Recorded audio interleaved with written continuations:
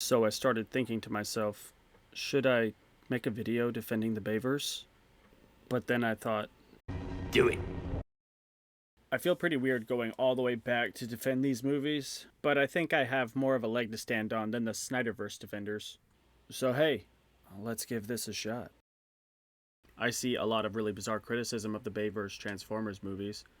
It feels like a lot of critics said some buzzwords back when these movies came out, and people have just latched onto them without really thinking about what they're saying. Don't get me wrong, there is plenty to criticize in these movies, with my main being the internal consistency of the plot, but a lot of the videos and articles criticizing them go to some weird places. I have no interest in pulling cinema wins or high top reviews here and just tell you the movie's good because it's good. I really like the initial trilogy, and I feel like I could make a rather long video shitting on the three movies to hell and back, but that's a potential video for another time. I will be sprinkling in some criticism, but I do think they are criticized in all the wrong places far too often. Similar to how a lot of YouTubers are coming around on Marvel Phase 4, now that the dust is settled, and calling it bad, but they like to pull a lot of reasons out of their ass, instead of just criticizing the writing. Because just saying the writing is bad is boring, and they have to have some super secret hidden message as to why Marvel Phase 4 isn't so good. I want to focus on 4 main points. The second one may seem like I pulled it out of my ass, but I swear, if you Google or YouTube Transformers criticisms, you'll find it on every list. Alrighty then. Let's start off with the most overused and subjective criticism of the Bayverse trilogy. If you have one person say that the visuals look like you threw a bunch of metal in a wood chipper, then I could simply reply that I understood what was happening on screen. Where does the conversation go from there? Well, personally, I would argue and say that the action scenes in these movies are rather dynamic and broken up, so they aren't a Man of Steel slugfest for 15 hours. Let's go over a few fight scenes throughout these movies and challenge the confusing visuals argument. Here we have Optimus shooting Megatron, who spins around and blasts him with his Super Mega OP cannon, sending Optimus flying into a building. Here we have Bone Crusher attempting to scorpion tail grab Optimus, who grabs his arm, chops it off, and then stabs him through the head, putting a quick end to his overzealous 1v1 against the most OP Autobot in existence. Nice try, buddy. I'm sure they'll honor you with 80 Transformer versions in Robot Heaven. Chad Optimus smashes a tree on Megatron, dodges a hit, smashing and pulling bits out of his back, then dodged another hit followed by a big right hook to the face. Here we have Optimus charging an entire platoon of Decepticons, dispatching like 15 of the fuckers with his guns and swords. He punches Shockwave really hard in the gut with some brass knuckles, ripping out his stomach, then slams him down and takes his eye. Alright, I think you get my point. To be completely fair, I find the finale fight with Optimus, the Fallen, and Megatron to be the most visually confusing, but I still find this point subjective and somebody else could have followed it just fine. I personally just didn't care for the fight. The finale of the third movie is mostly the action scenes, but I don't really understand this as a criticism. It's a Transformers movie and the end of a trilogy.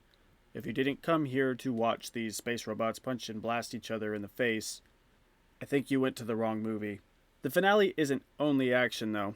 There are plenty of wind-down moments to break up the action, like after saving Carly, our heroes take a minute to tell the military what's going on in Chicago, which gives them their next mission, or the scenes moving from point to point.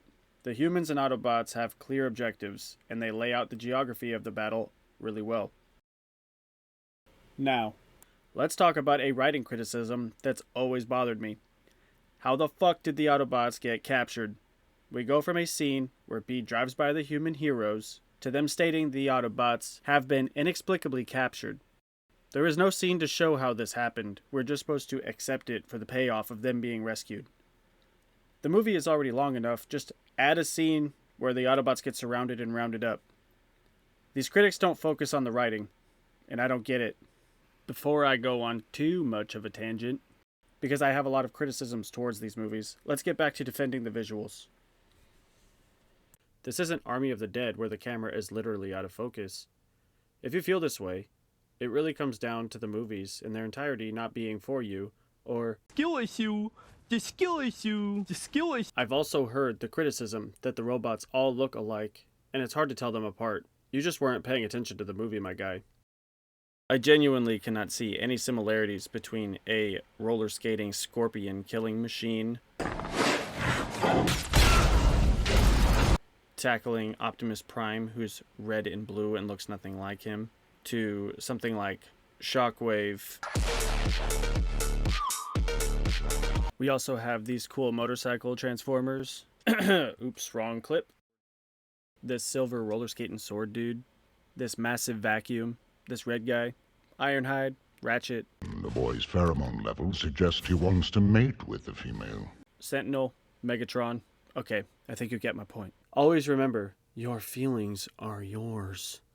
But this critique is poor. So apparently, some people think these movies have too much American patriotism in them. Well, that makes me feel like America, fuck yeah! Coming again to save the motherfucking day, yeah! America, fuck yeah! 'Cause we'll put a boot in your ass, it's the American way. Hey, Uncle Sam, put your name. Like I said, look up any list criticizing the Bayverse movies, and you'll see this one on there. This is yet again another very subjective criticism, probably based on your worldview, but I think I can counter it objectively. With that said, if you live in America and don't like the military, then... We're not compatible. All jokes aside, if we have an alien invasion, who is going to be the most apt to deal with a situation like that? Is it the bartista at your local cafe? Well, maybe, if there were going to be a draft. Would world governments send a death squad of emus who proved their strategic prowess in the war they won against the Australian military? No! It would clearly be the military answering the call, and if it were real, you wouldn't say a damn thing. It wouldn't really make sense for the outnumbered and outgunned Autobots to be able to defeat the Decepticons without the military's assistance in these films. Rise of the Beast. And if they did, we'd be dealing with a bunch of Mary Sues running around, or ridiculous plot armor keeping them alive. Extensive plot armor is an actual objective criticism, not your America bad fuckery. Contrarily, it wouldn't make sense for the military to beat the Decepticons without the Autobots. In the first Transformers scene in the 2007 movie, one helicopter Transformer destroyed an entire military fob in the desert with ease. So, what wins at the end of the day? Autobots and military working together. We currently have over 1.3 million active duty personnel in the United States military, and a whopping 16.5 veterans walking among us disguised as normal civilians, living normal lives, with normal jobs and families. Are the current 18 million people, or 41 million over the nation's history, who signed their lives away to the armed forces to give themselves up for something bigger, cringe because of their patriotism? Or is a movie cringe for representing individuals in the armed forces as competent and dutiful? This argument needs to die. It is extremely subjective and does no damage to the objective quality of the film, so you're just showing your bias when you say it. Throughout the films, you can see a very clear indication that military good, government bad, and that's a sentiment a lot of people can get behind, especially those who have worked for the government and know firsthand that it's filled with a bunch of incompetent hacks. With all that said, I'll move on from this point with a quote from Thucydides. "The society that separates its scholars from its warriors will have its thinking done by cowards and its fighting by fools." So maybe the critics making this point should not try so hard to make patriotism seem cringe, and realize they were the cringe ones the whole time. Alright, let's talk about the characters in these movies.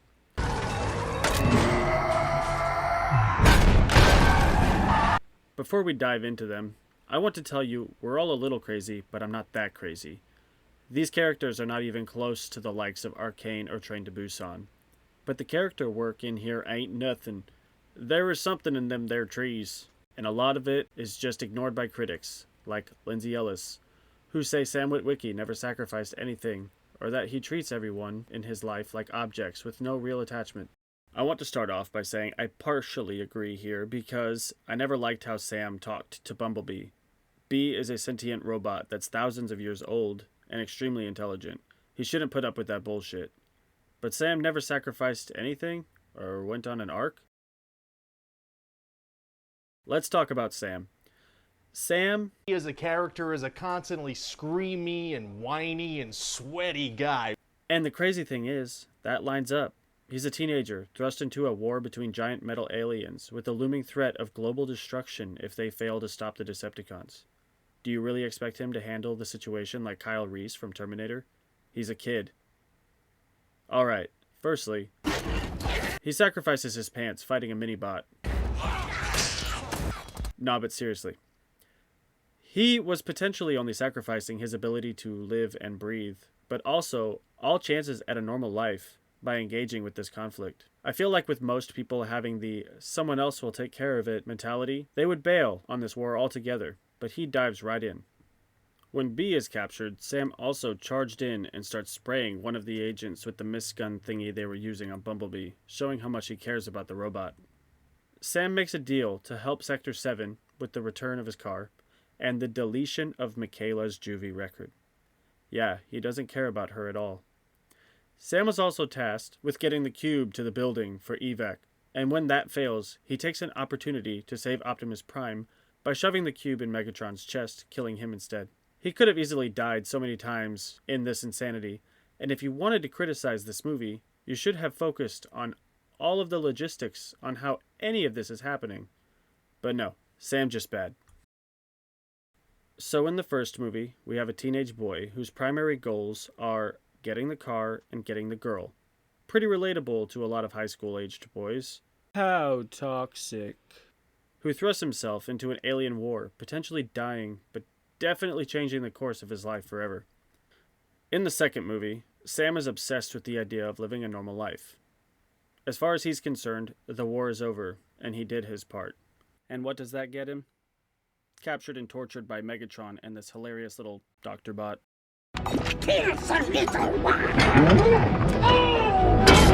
And ultimately, getting Optimus Prime killed.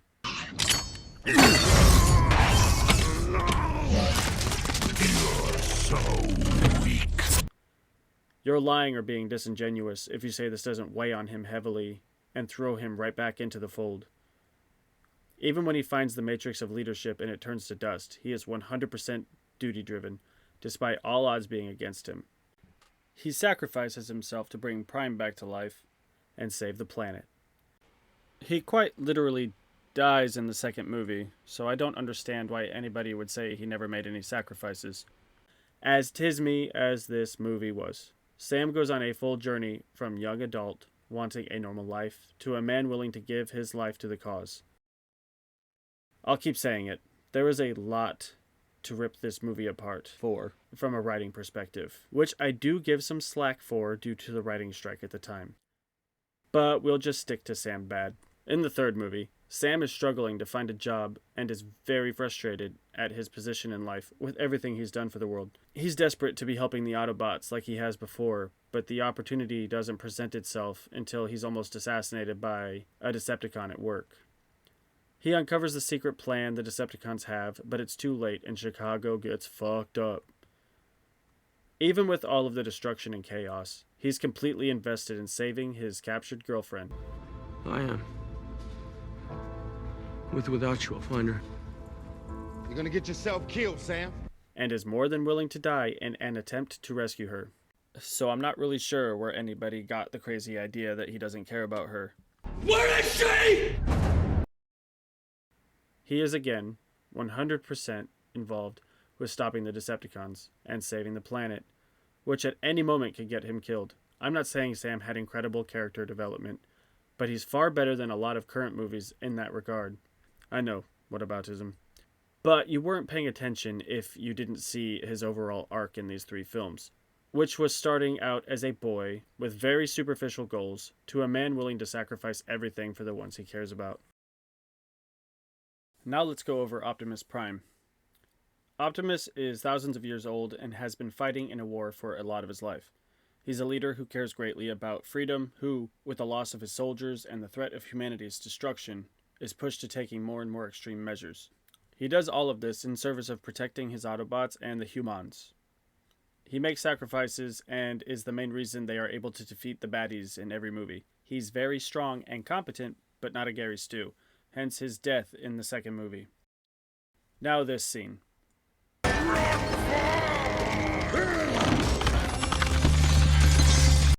And this one. No, Optimus! I know the criticisms towards this scene, but I think he's somewhat justified here. The criticisms would be that he's a psychopath that executed Sentinel and ripped Megatron's head off, who just saved his life. Let us not forget. You're so weak. Megatron literally stabbed Optimus in the back and used his super mega gun to blow his back out through his front and kill him in the second movie. It is literally only by TISM Optimus got brought back to life and was able to save our planet yet again. Eye for an eye, maybe? Maybe Optimus is feeling like this fight has gone on long enough and there's been too much bloodshed. Let's also not forget that Sentinel shot Ironhide in the back like a little bitch.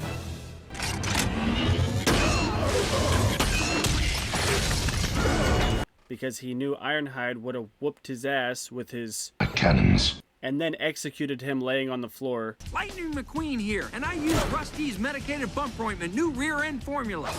While also being responsible, with Megatron, for killing potentially millions of people in Chicago. it is time for the slaves of Earth to recognize their masters. Seal off the city. I mean, come on, look at this.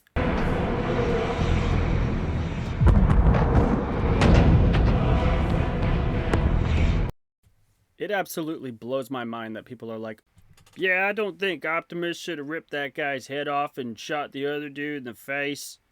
I mean, it's not like they did that much bad stuff. I mean, bro, look how many people these guys just killed. 9/11 was an entire city, but I don't think I'd be sparing the person that caused that. And that sweet icing on the cake to all the people who say, Optimus shouldn't be executing Sentinel like that. 60 seconds earlier, Sentinel was about to execute Optimus Prime by stabbing him in the back. There will only be one!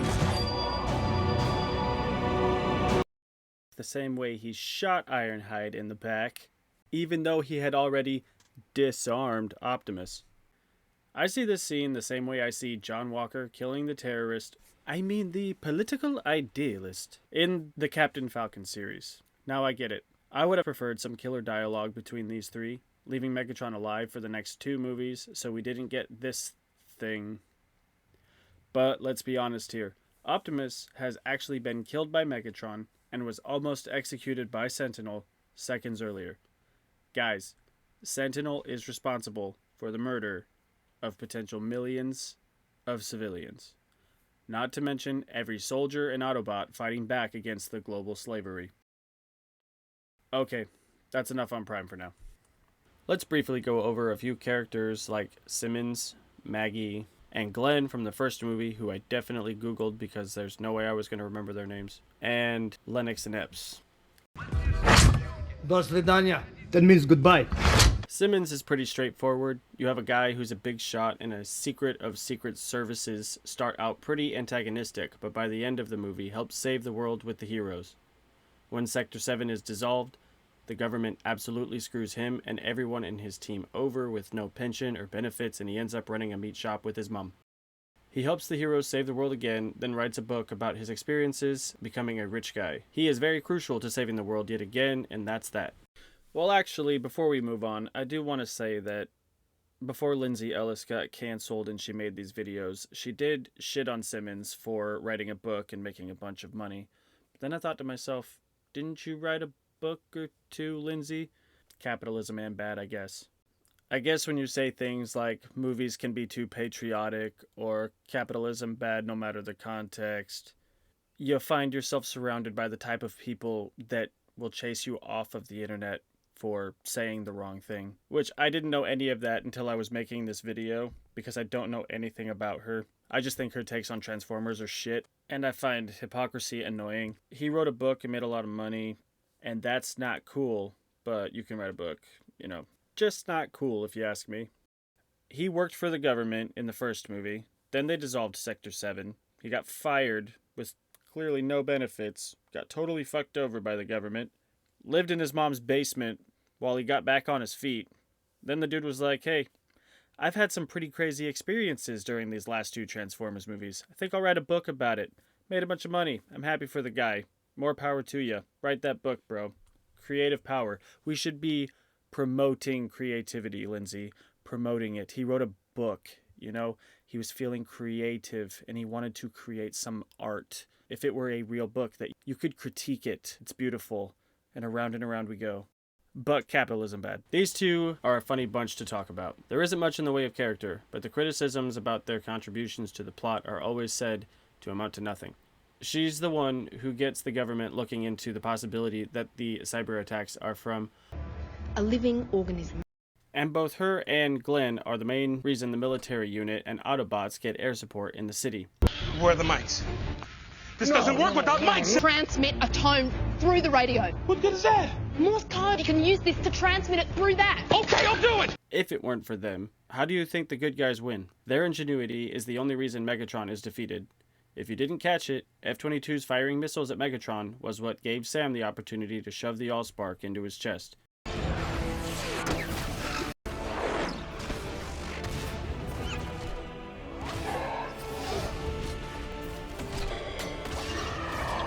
The connective tissue to all this is tismy as hell, and you could criticize at length the writing, but you can't claim they had no effect on the plot. Alright, Lennox and Epps. As far as character development goes, they're pretty static. Lennox being more static than Epps, but that isn't a bad thing. Hot take here. Static characters aren't inherently bad. Newsflash, most of us in real life are pretty static characters. Are you badly written? Seriously, when is the last time you went on some crazy journey or had some major revelation? That kind of growth doesn't just happen out of thin air, and neither of these characters are given a reason to change significantly. He and Epps are also very believable as people in the real world. The next objective is what matters. Lennox is the main military leader, getting bots on the ground and making shit happen in these movies. He serves that role in all 3 of these films and is just a very competent man. It's become all too common of a trope to make military leaders retarded, like they just magically kept failing upwards into their positions, instead of treating them like they clearly brought some value to the table if they were able to get this far. I can't promise anyone a ride home, but if you're with me, the world needs you now. Ebbs is Lennox's second in command, and can always be counted on for communications and air support. He retires from all that nonsense to have a more peaceful life in the 3rd movie, but throws himself right back into the shit when it hits the fan. Cause that asshole killed my friends too. Like I mentioned before, Lennox and Epps are pretty believable characters in this world. They're very competent leaders, they take the fight to the Decepticons, they have a couple of good comic relief moments throughout the films, rinse, repeat. They service the plot exactly how you would expect in these movies. They're not bad or good by any means, they're just static and efficient. Now, you might have noticed I left a couple characters out of my character breakdown, like Michaela, because... Okay, all too often, people criticizing these movies run straight to the old, all they do with her is objectify women and satisfy the male gaze. She has no character. I find this laughable. Michaela is a grease monkey who is the love interest of the main character, and she does far from nothing in this plot. Do we just forget how she saved Sam's life on multiple occasions?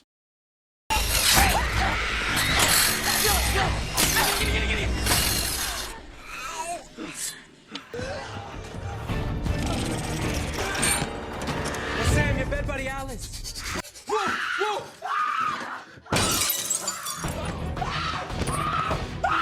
And she has a great payoff in the first movie where... I'll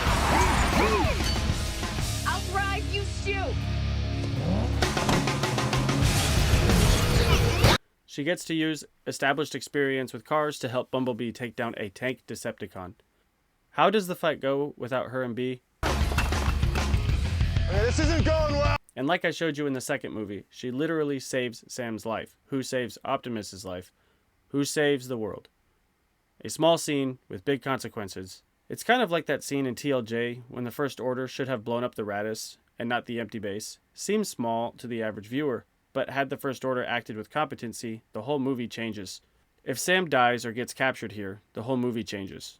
The third movie gets complicated because the entire script is written for Michaela's character, but she was fired and replaced with someone that doesn't really make any sense. The whole beat in the story about saving Carly would have been better with Michaela. But we have 2 full movies establishing how Sam and Michaela feel about each other, and then this new person comes in, and we're just supposed to believe they're in love with each other.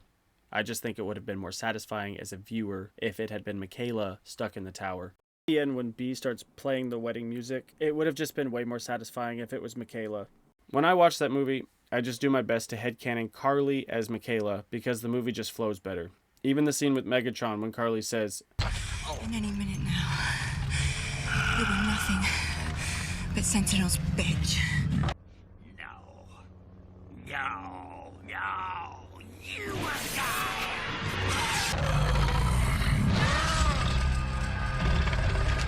would have been better because they know each other and she's had a hand in defeating him twice.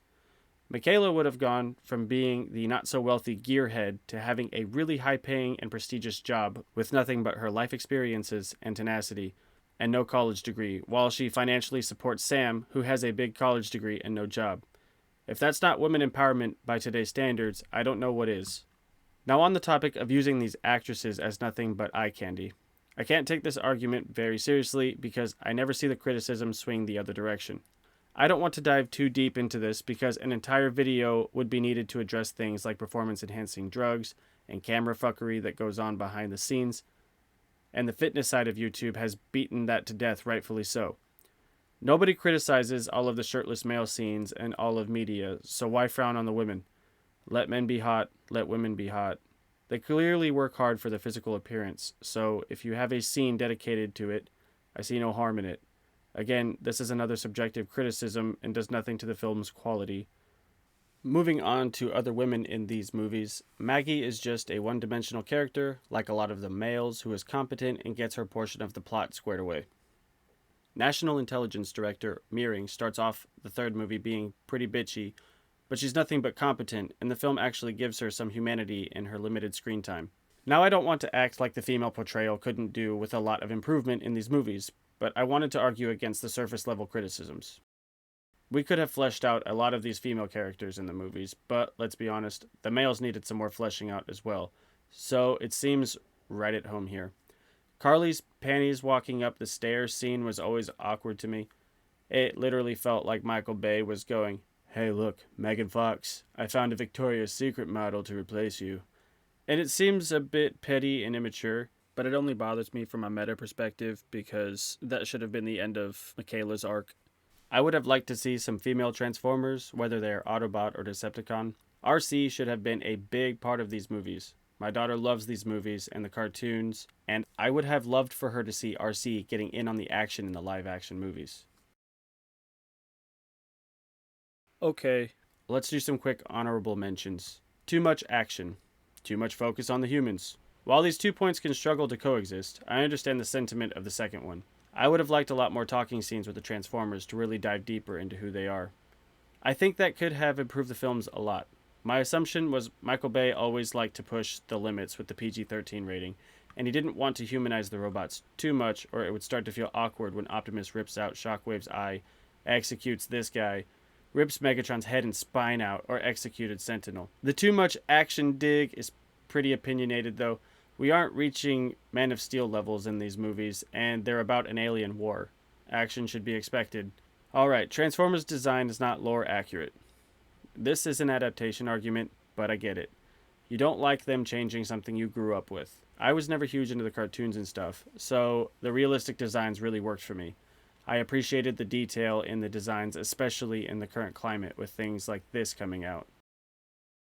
I honestly loved Shockwave's design in the third movie.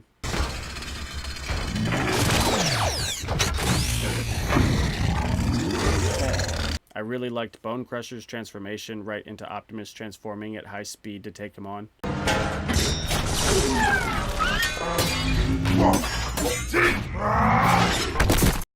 I was also a huge fan of the Decepticons looking like straight up monsters in the third movie.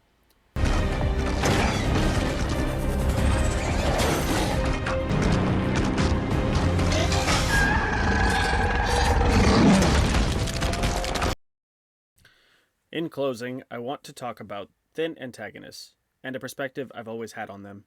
What got me thinking about this point was listening to a podcast I regular, and I heard the host reminiscing on Ronan from the first Guardians movie.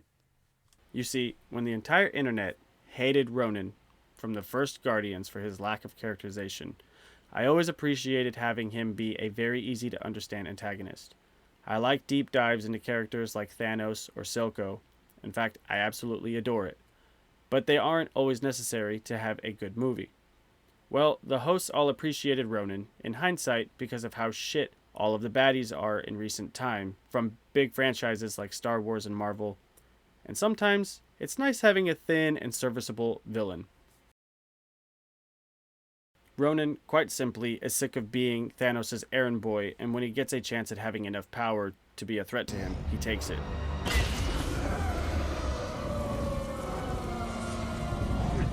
My point is, throughout all of my time watching movies, I've never hated a thin villain like Megatron, The Fallen, or Sentinel Prime, because power in its own right is enough of a justifiable goal. Would I have liked more from them? Sure.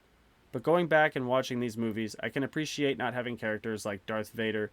Modern Darth Vader, of course. I'll play this clip so you know I'm not trashing the original trilogy. Have you come to destroy me, Obi-Wan? Oh, that had to be one of the dumbest lines in cinema I ever heard. I'm pretty sure that show cost $200 million. Or Anakin when he Vadered, bro. Kang the Conqueror. Thrawn's portrayal in the Ahsoka show, Kylo Ren, and Snoke. None of these bad guys made any sense.